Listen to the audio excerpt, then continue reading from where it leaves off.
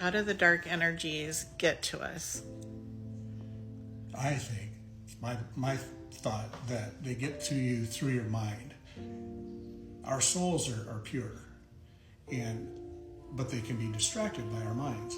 And so the dark energies will put thoughts into your mind that seem like they're your own, but they misguide you off of the path of good.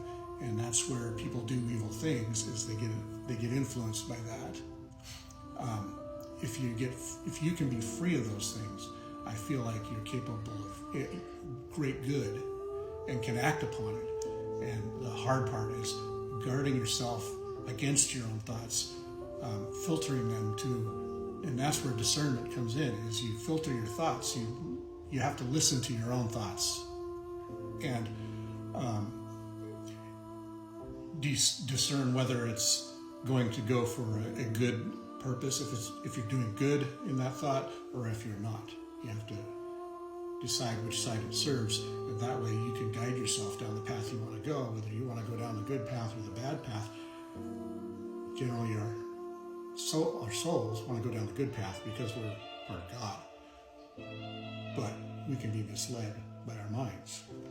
So you're saying that the dark energies have access to us through our human brains, but not our soul. Right. They influence our human brain and use that as a gateway to try and corrupt our soul by misguiding it with misinformation in our minds. How do you determine, like, when negative thoughts come in, whether it belongs to you or something else? Well, you have to pause and look and feel into that thought and think about, is this really something that I would do or something that I would feel?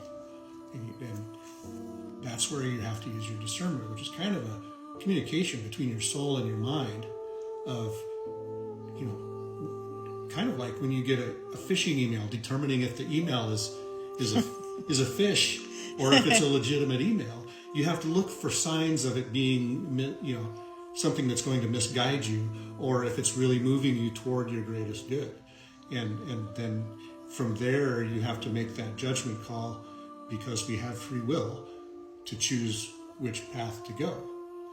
Whether it's toward the greatest good, which means you may disregard that thought, or if it's a good thought, you may follow it.